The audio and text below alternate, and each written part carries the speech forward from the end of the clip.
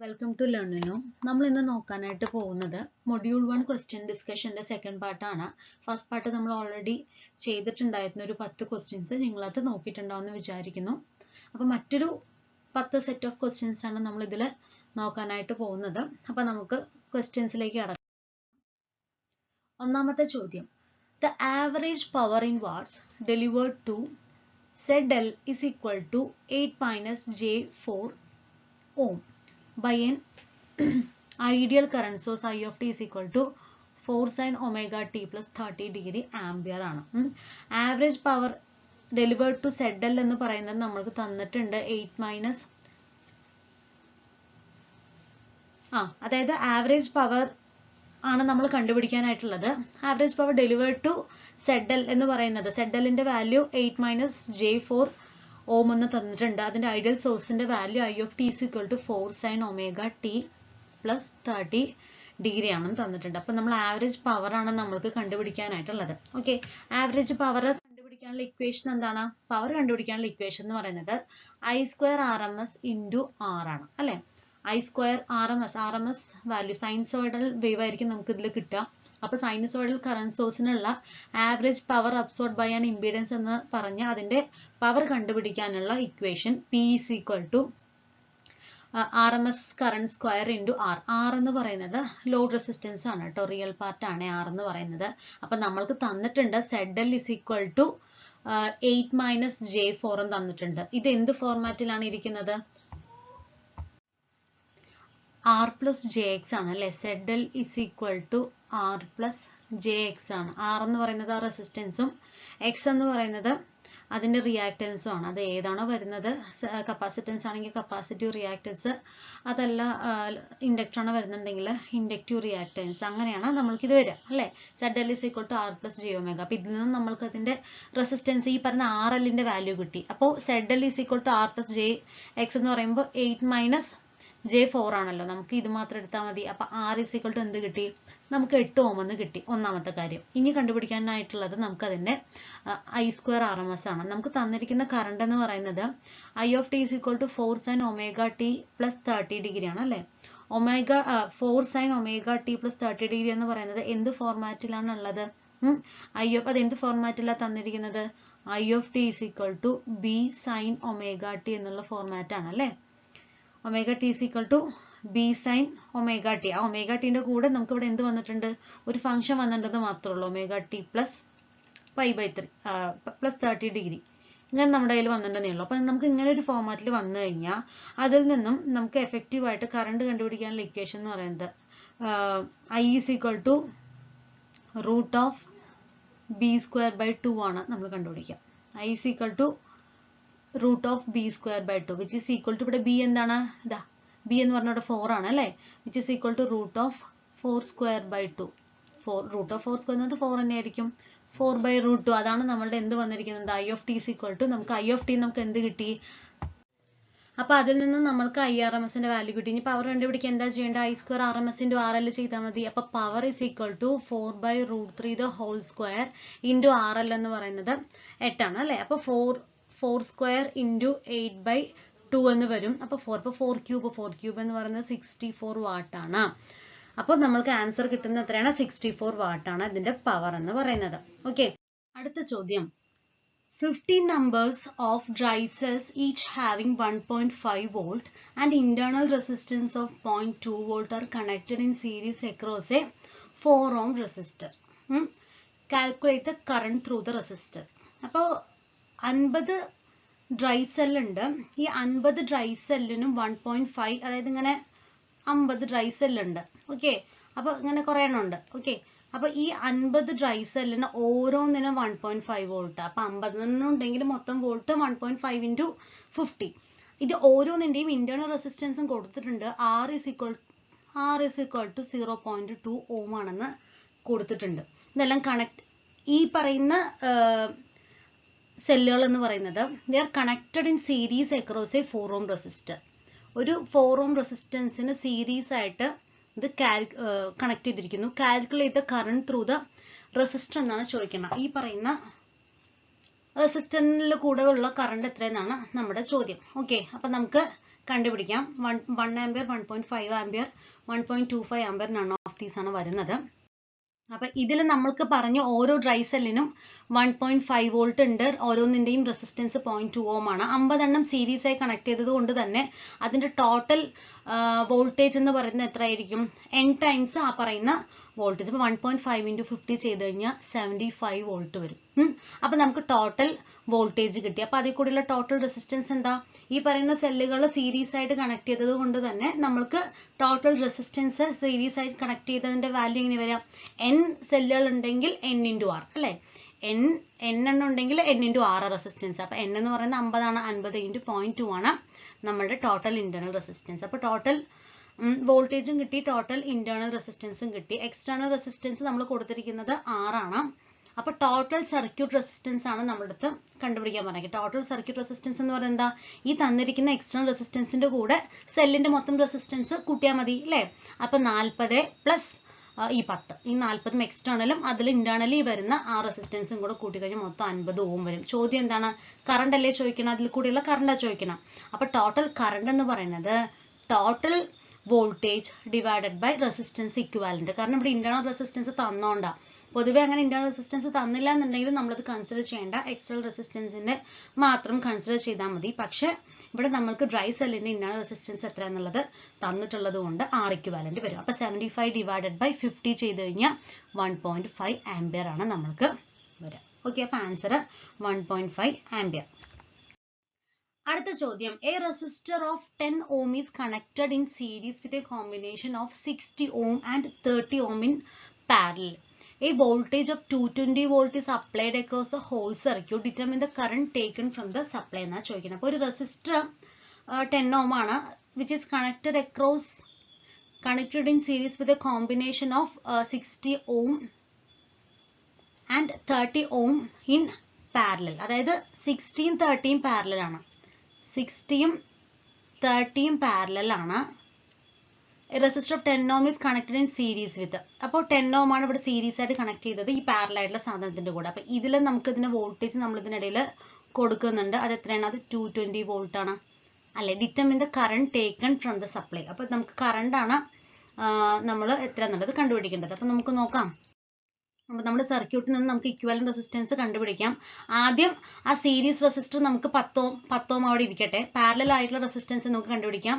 R1 R2 divided by, അതായത് നമുക്ക് തന്നിരിക്കുന്ന റെസിസ്റ്റൻസുകൾ R1 ഉം R2 ആണെന്നുണ്ടെങ്കിൽ അവരെ പാരലൽ കണക്ട് ചെയ്ത് കഴിഞ്ഞാൽ അതിന്റെ ടോട്ടൽ പാരലൽ റെസിസ്റ്റൻസ് കണ്ടുപിടിക്കാനുള്ള ഇക്വേഷൻ എന്ന് പറയുന്നത് R1 R2 divided by R1 plus R2 ആണ്. അതിൽ വാല്യൂ സബ്സ്റ്റിറ്റ്യൂട്ട് ചെയ്യുക. അപ്പൊ 60 × 30 ഡിവൈഡ് ബൈ 60 പ്ലസ് 30 വരും. 1800 ഡിവൈഡ് ബൈ 90 വരും. അപ്പോൾ ഇത് ക്യാൻസൽ ചെയ്ത് പോവും. ഇത് 2 ടൈംസ് ആണ്. അപ്പൊ 20 ohm ആണ് നമുക്ക് പാരലൽ റെസിസ്റ്റൻസ് കിട്ടുക. അപ്പൊ സീരീസും കിടക്കുന്നുണ്ട്, ഇവിടെ പാരലൽ ആയിട്ടുള്ളതും കിടക്കുന്നുണ്ട്. അപ്പൊ പാരലലിന്റെ നമുക്ക് മൊത്തം ഇത് എത്രയാണ്? 20 ohm ആണ്. സീരീസ് 10 ohm ഉണ്ട്. അപ്പൊ ടോട്ടൽ റെസിസ്റ്റൻസ് എന്ന് പറയുന്നത് 10 ohm പ്ലസ് ആ 20 ohm ചേർത്ത് കഴിഞ്ഞാൽ 30 ohm ആണ് എന്ത് വരിക? ടോട്ടൽ റെസിസ്റ്റൻസ്, ഇക്വിവാലന്റ് റെസിസ്റ്റൻസ് നമ്മൾക്ക് വരാം. ഇനി കറണ്ട് ഫ്രം 220 വോൾട്ട് എത്ര വരാം? അപ്പൊ ഈ പറയുന്ന റെസിസ്റ്റൻസ് കിട്ടിക്കഴിഞ്ഞ് കഴിഞ്ഞാൽ പിന്നെ വോൾട്ടേജും നമ്മൾക്ക് അറിയാം, പിന്നെ കറണ്ട് കണ്ടുപിടിക്കാൻ വലിയ പ്രയാസമില്ലല്ലോ. നമ്മളുടെ ഓംസ് ലോ കഴിഞ്ഞ ഡിസ്കഷനിൽ നമ്മൾ പറഞ്ഞിരുന്നു അല്ലേ? അപ്പൊ അത് യൂസ് ചെയ്തിട്ട് I = V/R നമുക്ക് എഴുതാൻ പറ്റും. V/R എന്ന് പറയുമ്പോൾ ഇവിടെ R ഇക്വാലന്റ് ആണ്, കാരണം 2 സെറ്റ് ഓഫ് റെസിസ്റ്റൻസ് നമ്മൾ ഒന്നിച്ച് കണ്ടുപിടിക്കേണ്ടി വന്നിരുന്നു. അപ്പൊ I = V/R ഇക്വാലന്റ്. V എന്ന് പറയുന്നത് 220 വോൾട്ടും ഡിവൈഡഡ് ബൈ ഇക്വാലന്റ് റെസിസ്റ്റൻസ് 30. അത് ക്യാൻസൽ ചെയ്യുന്ന സമയത്ത് 7.33 ആണ് നമ്മുടെ ആൻസർ വരിക. ഓക്കെ, അതാണ് നമ്മുടെ കറണ്ട് ഫ്രം 220 വോൾട്ട് സപ്ലൈ വരുന്നത്. അടുത്തത്, which one of the following lamps have the lowest resistance? താഴെ കുറച്ച് ലാമ്പുകൾ വന്നിട്ടുണ്ട്. 220 വോൾട്ട് 40 വാട്ട് ഉള്ള ഒരു ലാമ്പ്, 220 വോൾട്ട് 60 വാട്ട് ഉള്ള ഒരു ലാമ്പ്, 220 വോൾട്ട് 100 വാട്ട് ഉള്ള ഒരു ലാമ്പ്, 220 വോൾട്ട് 200 വാട്ട് ഉള്ള ഒരു ലാമ്പ്. അപ്പൊ ഈ 4 ലാമ്പിൽ ഏറ്റവും കുറവ് റെസിസ്റ്റൻസ് ഏതിനാണെന്നാണ് നമുക്ക് കണ്ടുപിടിക്കുന്നത്. അപ്പൊ നമുക്ക് ഓരോന്നിന്റെയും റെസിസ്റ്റൻസ് കണ്ടുപിടിക്കണം. അപ്പൊ തന്നിട്ടുള്ളത് എല്ലാത്തിനും സെയിം വോൾട്ടേജ് ആണ്, അതിന്റെ പവർ റേറ്റിംഗ് മാത്രമേ വ്യത്യാസമുള്ളൂ. അപ്പൊ ഇതിൽ നമുക്ക് 4ാമത്തെയാണ് പറയുന്നത്. അപ്പൊ നമുക്ക് നോക്കാം. അപ്പൊ നമ്മൾക്ക് അറിയാം വോൾട്ടേജ് കണ്ടുപിടിക്കാനുള്ള റെസിസ്റ്റൻസ് കണ്ടുപിടിക്കാനുള്ള ഇക്വേഷൻ എന്ന് പറയുന്നത് V²/P ആണ് അല്ലെ? അതായത് നമുക്ക് പവർ കണ്ടുപിടിക്കാനുള്ള ഇക്വേഷൻ പഠിച്ചത് V²/R അല്ലെ? V² I²R. പിന്നെന്താണ് അതുപോലെ പഠിച്ചിരിക്കുന്നത് VI അല്ലേ? ഇത്രയാണ് നമ്മൾ എന്ത് പവർ കണ്ടുപിടിക്കാനുള്ള നമ്മുടെ ഇക്വേഷൻസ്. അപ്പോൾ ഇതിൽ നമുക്ക് തന്നിരിക്കുന്നത് പവറും അതിന്റെ റെസിസ്റ്റൻസ് മാത്രമാണ്. അപ്പോൾ നമുക്ക് ഇത് വെച്ചിട്ട് ചെയ്യാൻ പറ്റുള്ളൂ.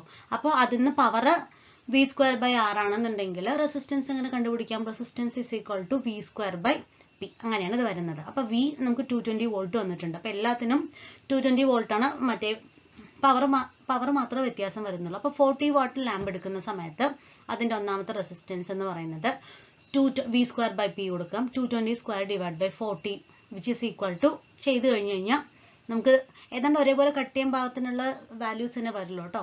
അപ്പോൾ 4840 / 4 വരും. ഇത് ക്യാൻസൽ ചെയ്യുമ്പോൾ 1210 ഓം വരും. ഒന്ന്. രണ്ടാമത്തത് 60 വാട്ട് ലാമ്പ് എടുക്കുന്ന സമയത്ത് റെസിസ്റ്റൻസ് R2 എടുക്കുക. അപ്പോൾ 220² / 60 വരും. അത് അപ്രോക്സിമേറ്റ്ലി 806.7 ഓം ആണ് വരിക. അതേപോലെ നമ്മൾ ഇനി 100 വാട്ടിന്റെയും കണ്ടുപിടിക്കുക. R is equal to V²/R. അപ്പോൾ 4840 / 100 ചെയ്ത് കഴിഞ്ഞാൽ 484 കിട്ടും. ഇതുപോലെ 200 വാട്ട് എന്ന് പറയുമ്പോൾ നമുക്ക് ശരിക്കും പറഞ്ഞു കഴിഞ്ഞാൽ 100 വാട്ട് 484 ആണെങ്കിൽ /2 ചെയ്താൽ മതി അല്ലേ? അപ്പോൾ എന്ത് ചെയ്യും? ഇതിന്റെ കറക്റ്റ് പകുതിയെ വരിക. അപ്പോൾ 242 നമ്മൾ ചെയ്ത് കാൽക്കുലേറ്റ് ചെയ്യേണ്ട. അപ്പോൾ ഇങ്ങനെ നമുക്ക് കണ്ടുപിടിക്കും. കാരണം 100ന്റെ ഇരട്ടിയാണ് 200. അപ്പോൾ ഇതിന്റെ പകുതിയായിരിക്കും ഇത് വരാം. ഓക്കെ. അപ്പോൾ ഇത്രയാണ് കാര്യങ്ങൾ. അപ്പോൾ ഇത്രയാണ് നമുക്ക് കിട്ടിയ റെസിസ്റ്റൻസ്. അപ്പോൾ ആദ്യത്തെ ഓപ്ഷനിൽ കിട്ടിയ റെസിസ്റ്റൻസ് 1210 ഓം ആണ്. രണ്ടാമത്തത് 806.7 ഓം ആണ്. മൂന്നാമത്തത് 484 ഓം ആണ്. ലാസ്റ്റ് 242 ഓം ആണ്. നമ്മൾ പറഞ്ഞു ഏറ്റവും കുറവ് റെസിസ്റ്റൻസ് എതിരാണ് കണ്ടുപിടിക്കേണ്ടത് അല്ലേ? ഏതാണത്? 242 ഓമിലാണ്. അതായത് 220 വോൾട്ട് 200 വാട്ടിലാണ് ഏറ്റവും കുറവ് റെസിസ്റ്റൻസ്. അപ്പോൾ പവർ കൂടുമ്പോൾ അവിടെ റെസിസ്റ്റൻസ് കുറയാന്നുള്ളത് നമ്മളൊന്ന് നോട്ട് ചെയ്താൽ മതി അല്ലേ? അങ്ങനെയല്ല, എല്ലാത്തിൻ്റെ വോൾട്ടേജ് സെയിം ആയിരുന്നു. പവർ നല്ലോണം കൂടിയതിന് റെസിസ്റ്റൻസ് കുറവ് വന്നു. പവർ നല്ലോണം കുറഞ്ഞതിന് റെസിസ്റ്റൻസ് കൂടിയും വന്നിട്ടുണ്ട് അല്ലേ? 40 വാട്ടാണ് ഏറ്റവും കുറഞ്ഞ പവർ എന്ന് പറയുന്നത്, വാട്ടേജ് വരുന്നത്. അപ്പോൾ അതിൽ മാക്സിമം റെസിസ്റ്റൻസാണ് വന്നിരിക്കുന്നത്. അപ്പോൾ ആ റിലേഷൻ കൂടെ ഒന്ന് പഠിക്കുക. എന്താണ്? പവറും റെസിസ്റ്റൻസും ഇൻവേഴ്സ്ലി പ്രൊപ്പോർഷനിലാണ്. അപ്പോൾ ഇല്ലാന്നുണ്ടെങ്കിൽ നമുക്ക് ഈ ഒരു ഐഡിയ വെച്ചിട്ടേ P is equal to V²/R എന്ന് ചിന്തിക്കുമ്പോൾ തന്നെ ചിന്തിച്ചാൽ മതി. അപ്പോൾ ഇതിൽ ഏറ്റവും പവറും റെസിസ്റ്റൻസും ഇൻവേഴ്സ്ലി റിലേഷൻ ആണ്. അപ്പോൾ നമ്മുടെ തന്നിരിക്കുന്ന ഓപ്ഷനിൽ ഏറ്റവും കുറഞ്ഞ പവർ ഏതിനാന്നുള്ളത് ചെക്ക്, ഏറ്റവും കൂടുതൽ പവർ ഏതിനാന്നുള്ളത് നോക്കിയത്. അപ്പോൾ നാലാമത്തെ ഓപ്ഷന് കൂടുതൽ പവറാണ്. അപ്പോൾ ഇത്രയും ചെയ്യേണ്ട കാര്യമില്ല, ഡയറക്റ്റ് ആയിട്ട് നമുക്ക് അതിൽ നിന്ന് എഴുതാം. പക്ഷെ ഇനിയിപ്പോൾ സപ്പോസ് ഒരു പവർ കണ്ടുപിടിക്കാനുള്ള ഒരു ക്വസ്റ്റ്യൻ വന്നു കഴിഞ്ഞാൽ ഈ രീതിയിൽ നമുക്ക് ചെയ്യാവുന്നതാണ് കേട്ടോ. മറ്റേ നമുക്ക് ആ ഓപ്ഷൻ തന്നെ ഡയറക്റ്റ് ആയിട്ട് കിട്ടും. കാരണം പവറും റെസിസ്റ്റൻസും ഇൻവേഴ്സ്ലി റിലേഷനിലായതുകൊണ്ട് ഏറ്റവും കുറവ് പവർ ഉള്ളത് ഏതാണെന്നുള്ളത് ചിന്തിച്ചാൽ മതി. കൂടുതൽ പവർ ഉള്ളത് ഏതാണെന്ന് ചിന്തിച്ചാൽ മതി. കൂടുതൽ പവർ ഉള്ളതിന് കുറവ് റെസിസ്റ്റൻസ് ആയിരിക്കും. ഓക്കെ. പക്ഷെ ഈ ഒരു ഇക്വേഷൻസും കൂടെ ഒന്ന് മനസ്സിലാക്കി വെക്കാം. അടുത്ത ചോദ്യം, in the circuit below what is the maximum power transfer to the load? തന്നിരിക്കുന്ന സർക്യൂട്ടിൽ maximum power transfer to the load ആണ് ചോദിക്കുന്നത്. 10 വാട്ട്, 15 വാട്ട്, 20 വാട്ട്, 25 വാട്ട്. ഉത്തരം 20 വാട്ടാണ്. നമുക്ക് എങ്ങനെ കിട്ടുക എന്നുള്ളത് നോക്കാം. അപ്പൊ നമുക്ക് ഫസ്റ്റ് നമ്മൾ തെവെനിൻസ് ഇക്വലന്റ് ആദ്യം കണ്ടുപിടിക്കണം. അപ്പൊ നമുക്ക് ആ ഒരു സർക്യൂട്ടിൽ നിന്ന് നമുക്ക് അതിന്റെ വോൾട്ടേജും റെസിസ്റ്റൻസും കണ്ടുപിടിക്കായിരുന്നു അല്ലെ? വോൾട്ടേജ് സോഴ്സ് 20 വോൾട്ട് ആണ്. സീരീസ് റെസിസ്റ്റൻസ് തന്നിട്ടുണ്ട് 5 ഓം ആണ് നമുക്ക് തന്നിട്ടുണ്ട്. അപ്പൊ അതിൽ നിന്ന് നമുക്ക് RL നമുക്ക് എങ്ങനെ കണ്ടുപിടിക്കാം? So Thevenin's equivalent seen by RL. അപ്പൊ ഇതിൽ നമുക്ക് തെവെനിൻസ് ഇക്വലന്റ് വരുന്നത് ഏതൊക്കെയാണ്? തെവെനിൻസ് വോൾട്ടേജ് 20 വോൾട്ടും തെവെനിൻസ് റെസിസ്റ്റൻസ് എന്ന് പറയുന്നത് 5 വോൾട്ട് എന്നുള്ളത് നമുക്ക് മനസ്സിലാവും തന്നിരിക്കുന്ന സർക്യൂട്ടിൽ നിന്ന്. നമ്മളുടെ അടുത്ത് പറഞ്ഞിരിക്കും മാക്സിമം പവർ ട്രാൻസ്ഫർ കണ്ടീഷൻ പറഞ്ഞിട്ടുണ്ട് അല്ലെ? ഇപ്പൊ മാക്സിമം പവർ ഈസ് ട്രാൻസ്ഫോംഡ് എപ്പോഴാണ്? RL is equal to RTH is equal to 5 ohm. പിന്നെ നമുക്കറിയാം മാക്സിമം പവർ ട്രാൻസ്ഫർ ചെയ്യുന്ന സമയത്ത് input impedance is equal to ശരിക്കും പറഞ്ഞു കഴിഞ്ഞാൽ ഔട്ട്പുട്ട് ഇംപീഡൻസ് ആയിരിക്കണം. അപ്പൊ നമുക്ക് തെവെനിൻസിൽ മാക്സിമം പവർ ഫോർമുല കണ്ടുപിടിക്കാനുള്ള ഇക്വേഷൻ ഉണ്ട്. അതെന്താണ്? Pmax is equal to V²TH divided by 4TH. സാധാരണ നമ്മളുടെ പവറിന്റെ വാല്യൂ എന്ന് പറയുന്നത്, സാധാരണ പവർ എന്ന് പറയുന്നത് V²/R ഉള്ളൂ. പക്ഷെ തെവെനിൻസിന്റെ ആണെന്നുണ്ടെങ്കിൽ VTH² divided by 4RTH ആണെന്നുള്ളത് ഒന്ന് നോട്ട് ചെയ്തേക്കാം. മാക്സിമം പവർ കേട്ടോ. ആ ഇക്വേഷൻസ് ഒക്കെ വളരെ ഇമ്പോർട്ടന്റ് ആണ്. അപ്പോൾ മാക്സിമം പവർ നമുക്ക് എത്ര വരെ? VTH² divided by 4RTH ആണ്. അപ്പോൾ വാല്യൂ സബ്സ്റ്റിറ്റ്യൂട്ട് ചെയ്താൽ മതി. VTH 20 ആണ്. അപ്പോൾ 20² divided by 4 into 5 is equal to 400 divided by 20 is equal to 20 watt ആണ് നമ്മുടെ ആൻസർ. ഓക്കെ. അടുത്ത അടുത്ത ചോദ്യം, dot convention in coupled circuits is used to. നമ്മൾ കണ്ടുപിടിച്ചിട്ടുണ്ടാവും അല്ലെ, നമ്മൾ കണ്ടിട്ടുണ്ടാവും കപ്പിൾഡ് സർക്യൂട്ട്സിലൊക്കെ ഒരു ഡോട്ട് കൺവെൻഷൻ നമ്മളിങ്ങനെ കണ്ടിട്ടുണ്ടാവും. ഇത് ഇവിടെ ഒരു ഡോട്ട്, പിന്നെ ഇങ്ങനെ കുറെ കഴിഞ്ഞ് ഇങ്ങനെ പോകുമ്പോൾ അങ്ങോട്ടൊരു ഡോട്ട്, ചിലപ്പോൾ രണ്ടും ഒരേ ഡയറക്ഷനിലായിരിക്കും ഒരു ഡോട്ട് ഉണ്ടാവുക അല്ലെ. അപ്പൊ അത് എന്തിനാണ് ഈ പറയുന്ന ഡോട്ട് കൺവെൻഷൻ നമ്മൾ കപ്പിൾ സർക്യൂട്ട്സിൽ കൊടുക്കുന്നത്? Use to determine the polarity of the mutually induced voltage in coils ആണോ? Determine the polarity of the self induced voltage in coils ആണോ? മെഷർ ദ സെൽഫ് ഇൻഡക്റ്റൻസ് ആണോ? Measure the voltage drop in coils due to self induction ആണോ? എന്താണ്? To determine the polarity of the mutually induct. Couple circuits ആണ്. Couple circuits എന്ന് പറയുമ്പോൾ രണ്ടെണ്ണം ഉണ്ടാവും. അപ്പൊ രണ്ടെണ്ണം വരുമ്പോൾ സ്വാഭാവികമായിട്ട് സെൽഫ് ഇൻഡ്യൂസ്ഡ് വരില്ല അല്ലെ, അത് മ്യൂച്വലി ഇൻഡ്യൂസ്ഡ് വോൾട്ടേജ് ആണ്. നിങ്ങൾക്ക് അറിയാം പൊളാരിറ്റിക്ക് ആണെന്നുള്ളത് അറിയാം. ഈ പൊളാരിറ്റി മ്യൂച്വലി ആണോ സെൽഫ് ഇൻഡ്യൂസ്ഡ് ആണോ എന്നുള്ള കൺഫ്യൂഷൻ വരാതിരിക്കാൻ വേണ്ടിയിട്ടാണ് പറഞ്ഞത്. കപ്പിൾ സർക്യൂട്ട്സ് എന്ന് പറയുമ്പോൾ രണ്ടെണ്ണം ഉണ്ടാവും. അപ്പൊ സ്വാഭാവികമായിട്ടും മ്യൂച്വലി ഇൻഡ്യൂസ്ഡ് വോൾട്ടേജ് ആണ്. ഓക്കെ, അപ്പൊ which is used to determine the polarity of the mutually induced voltage in the coils ആണ് ആൻസർ വരിക. ഓപ്ഷൻ എ ആണ് കറക്റ്റ് ആൻസർ. അടുത്ത ചോദ്യം, two bulbs 200 watts and 100 watts both rated at 100 volt are connected in series to a 200 volt DC supply. Total power consumed by the circuit is dash watts. അപ്പം രണ്ട് bulb ഉണ്ട്. രണ്ട് ബൾബും എങ്ങനെയാണ്?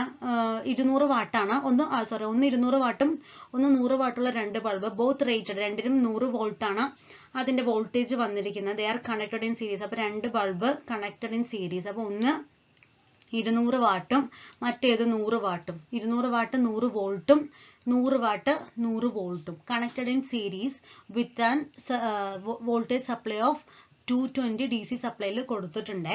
അപ്പൊ total power consumed by the circuit. Power total ആണ് കണ്ടുപിടിക്കേണ്ടത്. Total power consumed by the circuit എത്രയെന്നാണ് നമ്മൾക്ക് കണ്ടുപിടിക്കാനായിട്ടുള്ളത്. ഓക്കെ, അപ്പൊ ഇതിൽ ഫസ്റ്റ് നമ്മൾ ചെയ്യാനായിട്ടുള്ളത് find the resistance of each bulb. രണ്ട് ബൾബ് ഉണ്ട്, രണ്ടിന്റെയും റെസിസ്റ്റൻസ് നമുക്ക് ആദ്യം കണ്ടുപിടിക്കാം. അത് രണ്ടിനും 100 വോൾട്ട് ആണ്.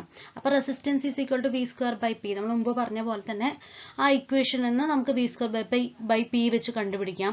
അപ്പൊ 200 വാട്ട് ബൾബ് ആണെന്നുണ്ടെങ്കിൽ റെസിസ്റ്റൻസ് 100 സ്ക്വയർ ഡിവൈഡ് ബൈ 200 കിട്ടും, ഈസ് ഈക്വൽ ടു 50 ഓം ആണ്.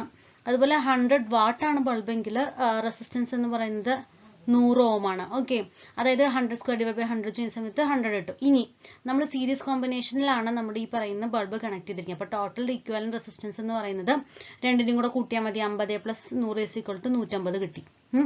ഇനി കറണ്ട് ഫ്രം 200 വോൾട്ട് സപ്ലൈ കിട്ടുന്നുണ്ടെങ്കിൽ current I is equal to V by R ആണ് നമ്മുടെ ഇക്വേഷൻ. അപ്പൊ അതിൽ സബ്സ്റ്റിറ്റ്യൂട്ട് ചെയ്യാം.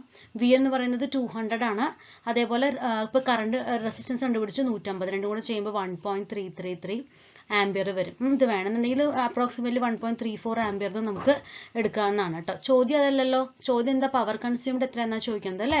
അപ്പൊ പവർ കൺസ്യൂംഡ് എന്ന് പറയുന്നത് P is equal to I square R ആണ്. അപ്പോൾ ഐ എന്ന് പറയുന്നത് ഈ 1.34 ഹോൾ സ്ക്വയർ ഇൻറ്റു 150 ചെയ്യും, which is approximately equal to 266.7 വാട്ടാണ് നമ്മുടെ ആൻസർ വരിക. അപ്പൊ ടോട്ടൽ പവർ കൺസ്യൂംഡ് എത്രയാ ആ പറയുന്ന സർക്യൂട്ടിന്റെ?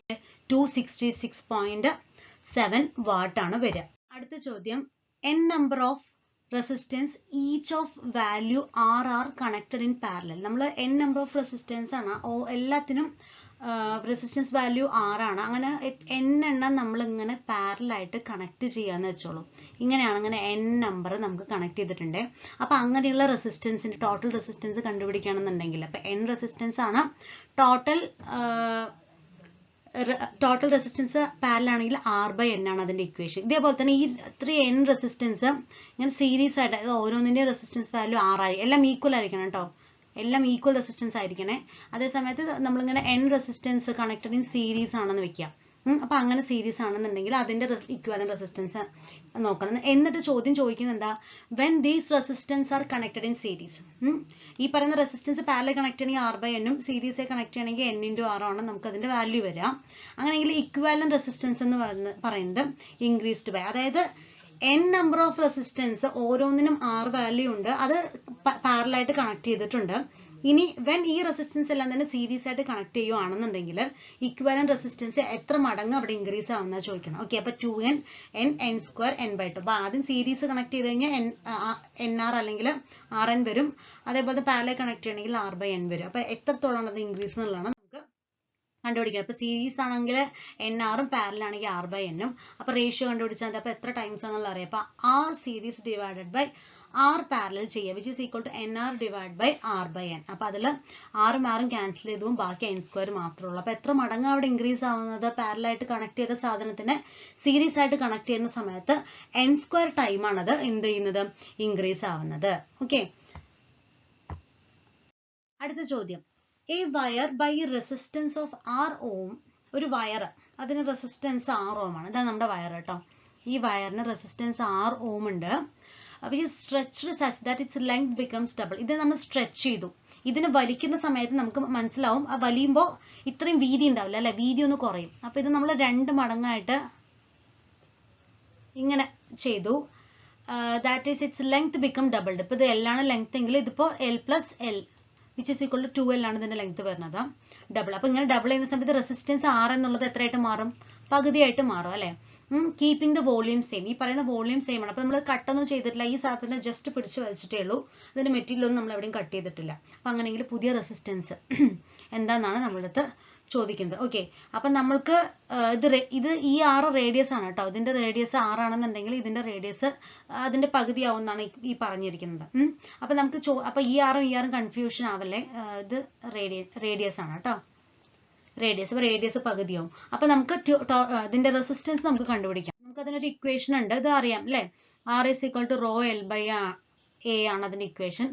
R എന്ന് പറയുന്ന resistance of that particular wire. അതുപോലെ L എന്ന് പറയുന്നത് അതിന്റെ ടോട്ടൽ ലെങ്ത് ആണ്. A എന്ന് പറയുന്നത് അതിന്റെ ഏരിയ ആണ്, ഏരിയ ഓഫ് ക്രോസ് സെക്ഷൻ ആണ്. അതുപോലെ റോ എന്ന് പറയുന്നത് അതിന്റെ റെസിസ്റ്റിവിറ്റി ആണ് അല്ലെ. അപ്പൊ ഇത്രയും കാര്യങ്ങളാണ്, ഇത് വെച്ചിട്ടാണ് നമ്മൾ ഇത് ചെയ്യുന്നത്. അപ്പൊ ഒറിജിനൽ ലെങ്ത് L ആയത് ഇപ്പൊ എന്തായിട്ട് മാറി? L എന്ന് പറയുന്നത് ഇപ്പൊ ട്വൈസ് L ആയിട്ട് മാറി. അതിന്റെ റെസിസ്റ്റൻസ് റേഡിയസ് R ഉണ്ടായിരുന്നത് ഇപ്പൊ റേഡിയസ് ബൈ 2 ആയിട്ട് മാറി, അത് പകുതിയായിട്ട് മാറി. അപ്പൊ വോളിയം എന്ന് പറയുന്നത് എങ്ങനെയാ വരിക? വോളിയം എന്ന് പറയുന്നത് ഇവിടെ കോൺസ്റ്റന്റ് ആണെന്ന് നമ്മളടുത്ത് പറഞ്ഞിട്ടുണ്ട്. ഓക്കെ, അപ്പൊ ഏരിയ റെസിസ്റ്റൻസ് പകുതിയാവും എന്ന് പറയുമ്പോൾ സ്വാഭാവികമായിട്ട് അവിടെ ഏരിയയും പകുതിയാവുക ചെയ്യണത് അല്ലെ. സോറി, റേഡിയൻസ് അതായത് ഇങ്ങനെയുള്ള സാധനം ഇങ്ങനെയായിരുന്നു ആദ്യം ഉണ്ടായിരുന്നത്. ഇത് ഒന്നുകൂടെ പകുതിയായി നമ്മൾ അങ്ങോട്ടേക്ക് വലിക്കുമ്പോൾ ഇതിന്റെ പകുതിയായി പറഞ്ഞത് ഇത്ര സൈസ് ഉണ്ടാവുള്ളൂ അല്ലേ. അപ്പൊ ഇത്രയും ചെറുതായി. അപ്പൊ സ്വാഭാവികമായിട്ട് അവിടെ ഏരിയ എന്താ ചെയ്തത്? കുറച്ചത്. ഇങ്ങനെയല്ലേ നമ്മുടെ വയർ ഉണ്ടായിരുന്നത്. അപ്പൊ ഇപ്പൊ അത് ഈ സൈസിലായപ്പോ അതിന്റെ ഏരിയ പകുതിയായിട്ട് കുറയും. അപ്പൊ റേഡിയസ് കുറഞ്ഞു പറഞ്ഞാൽ ഏരിയയും അതിനനുസരിച്ചിട്ട് കുറഞ്ഞു. അപ്പൊ റേഡിയസ് കുറയുന്നു പറയുമ്പോൾ A എന്ന് പറയുന്നതും എന്തായിട്ട് മാറി? A by 2 ആയിട്ട് മാറി. അപ്പൊ ഇനി പുതിയ റെസിസ്റ്റൻസിന്റെ വാല്യൂ സബ്സ്റ്റിറ്റ്യൂട്ട് ചെയ്യാം. അപ്പൊ റോ എന്ന് പറയുന്നത് പുതിയ റെസിസ്റ്റൻസ് L ആയിരുന്നു മുമ്പ് ഉണ്ടായിരുന്നത്, ഇപ്പൊ അത് 2L ആയി. ഏരിയ എന്ന് പറയുന്നത് A by 2 ആയി. അപ്പൊ ഇത് മുകളിലേക്ക് പോകുന്ന സമയത്ത് 4L by A ആണ് കിട്ടുക. ഓക്കെ, 4L by A ആണ്. നമുക്ക് അതിന്റെ വോളിയം കോൺസ്റ്റന്റ് എന്നൊക്കെ പറഞ്ഞിട്ടുണ്ട് അല്ലെ. അപ്പൊ 4L by A കിട്ടുന്ന സമയത്ത് 4 റോ L by A കിട്ടുന്ന സമയത്ത് ഈ റോ L by A എന്ന് പറയുന്നത് പഴയ റെസിസ്റ്റൻസ് ആണ്. അപ്പൊ 4 ടൈംസ് പഴയ റെസിസ്റ്റൻസ് ആണ് നമുക്ക് കിട്ടുക. അപ്പൊ മുമ്പത്തേക്കാൾ ഇപ്പോ റെസിസ്റ്റൻസ് 4 ടൈംസ് ആയി എന്നാണ് പറയുന്നത്. അപ്പൊ 4A ആണ്, 4R ആണ് അതിന്റെ ആൻസർ വരിക. Last question, which of the following properties does not hold good for a series circuit? ഒരു സീരീസ് ആയിട്ടുള്ള ഒരു സർക്യൂട്ടില് താഴെ തന്നിരിക്കുന്ന പ്രോപ്പർട്ടി ഹോൾഡ് ചെയ്യാത്തത് ഏതാണ്? ഒന്ന് കറണ്ട്സ് അഡിറ്റീവ് ആണ്, വോൾട്ടേജസ് അഡിറ്റീവ് ആണ്, പവേഴ്സ് അഡിറ്റീവ് ആണ്, റെസിസ്റ്റൻസ് അഡിറ്റീവ് ആണെന്നാണ് പറയുന്നത് കേട്ടോ. അപ്പൊ സീരീസ് സർക്യൂട്ട് ആണ്. സീരീസ് സർക്യൂട്ട് എന്ന് പറയുമ്പോൾ നമ്മൾക്ക് അവിടെ പൊതുവെ സീരീസ് ആയിട്ടുള്ള സർക്യൂട്ടുകൾക്ക് വോൾട്ടേജ് എന്തായിരിക്കും?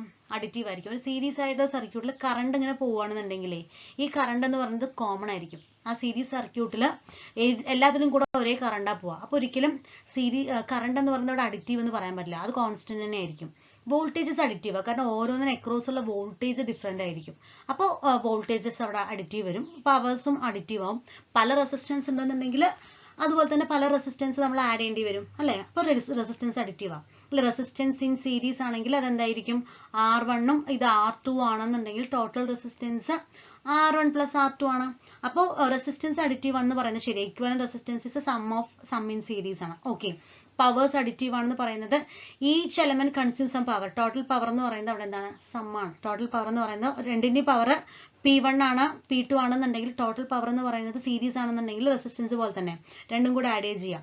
വോൾട്ടേജസ് എന്ന് പറയുന്ന അഡിറ്റീവ് ആണ്. നമുക്കറിയാം വോൾട്ടേജസ് എന്ന് പറയുന്നത് sum of the voltage across the each element അല്ലെ. നമുക്ക് കൊടുക്കുന്ന വോൾട്ടേജ് എത്തുന്ന ആ സെയിം വോൾട്ടേജ് പാരലൽ സർക്യൂട്ടിലാണെന്നുണ്ടെങ്കിൽ ഓരോന്നിനും സെയിം വോൾട്ടേജ് വരും. പക്ഷേ സീരീസ് സർക്യൂട്ടിലാണെന്നുണ്ടെങ്കിൽ ഓരോന്നിനും അതിന്റെ റെസിസ്റ്റൻസ് വാല്യൂ അനുസരിച്ചിട്ട് അതിന്റെ വോൾട്ടേജ് ഡിഫറെന്റ് ആയിരിക്കും. പക്ഷെ കറണ്ട് ഒരിക്കലും എന്താവില്ല, സീരീസ് സർക്യൂട്ടിൽ കറണ്ട് എന്ന് പറയുന്നത് സെയിം ആയതുകൊണ്ട് തന്നെ അതൊരിക്കലും എന്താവില്ല, അഡിറ്റീവ് ആവില്ല. ഓക്കെ, അപ്പൊ അത്രയാണ് ഈ ഒരു ക്വസ്റ്റ്യനിലുള്ളത്. അപ്പൊ ആൻസർ എന്താ വരിക? ഓപ്ഷൻ എ ആണ്, കറണ്ട്സ് ആർ അഡിറ്റീവ്. അപ്പൊ ഇത്രയും കാര്യങ്ങളാണ് ഇന്ന് നമ്മൾ ഡിസ്കസ് ചെയ്യുന്നത് സെക്കൻഡ് പാർട്ടിൽ. ഇനി ബാക്കിയുള്ള പാർട്ടുകൾ അടുത്ത് തന്നെ വരുന്നതായിരിക്കും. ഇനി ഒരു 3 പാർട്ടും കൂടെ തന്നെ ഉണ്ട് കേട്ടോ. Thank you.